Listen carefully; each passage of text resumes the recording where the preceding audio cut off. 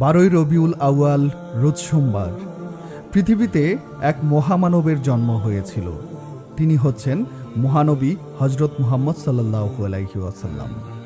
মুহাম্মদ সাল্লাল্লাহু আলাইহি সাল্লাম মুহাম্মদ নামেও পরিচিত।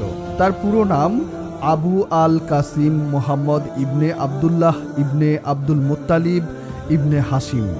তিনি হলেন ইসলামের কেন্দ্রীয় ব্যক্তিত্ব এবং ইসলামী বিশ্বমতে আল্লাহ কর্তৃক প্রেরিত সর্বশ্রেষ্ঠ নবী তথা বার্তাবাহক। আরবি আর রাসূল, যার উপর ইসলামী প্রধান ধর্মগ্রন্থ আল কুরআন অবতীর্ণ হয়েছে। অমুসলিমদের মতে তিনি ইসলামী জীবন ব্যবস্থার প্রবর্তক। অধিকাংশ ইতিহাসবেত্তা ও বিশেষজ্ঞদের মতে মুহাম্মদ ছিলেন পৃথিবীর ইতিহাসের অন্যতম প্রভাবশালী রাজনৈতিক, সামাজিক ও ধর্মীয় নেতা।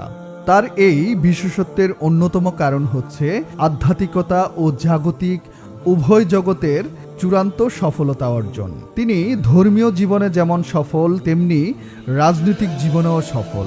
সমগ্র আরব বিশ্বের জাগরণের পথিকৃৎ হিসেবে তিনি অগ্রগণ্য।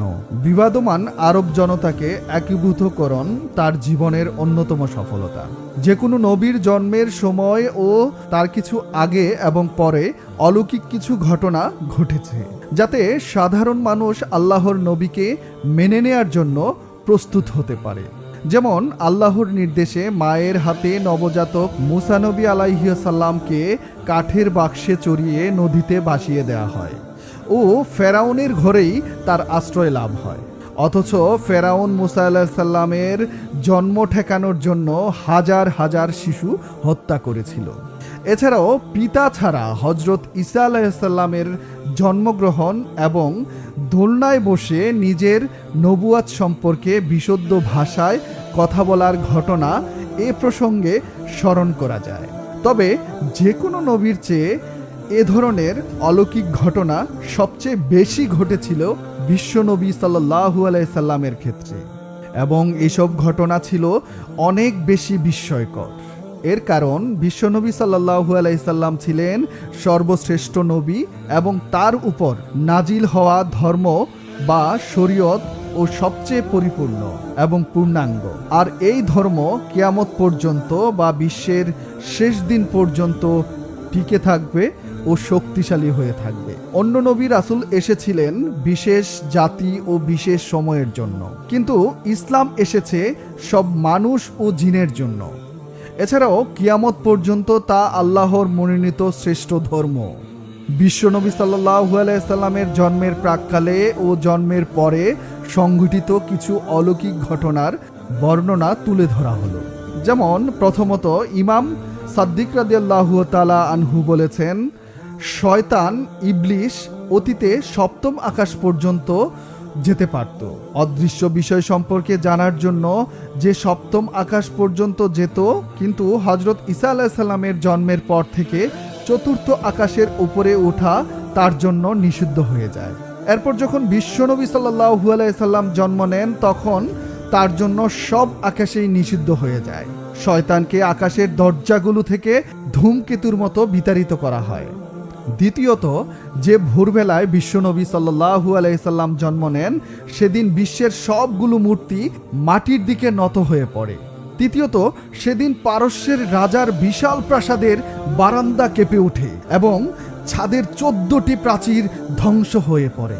চতুর্থ, সেদিন পারস্যের সব অঞ্চলের হ্রদটি তলিয়ে শুকিয়ে যায়, যা কিনা বহু বছর ধরে এই হ্রদকে পূজা করা হতো। শামাবে অঞ্চলের কুফা ও সিরিয়ার মধ্যবর্তী পানির প্রবাহ শুরু হয়, অথচ এর আগে বহু বছর ধরে সেখানে কেউ পানি দেখেনি।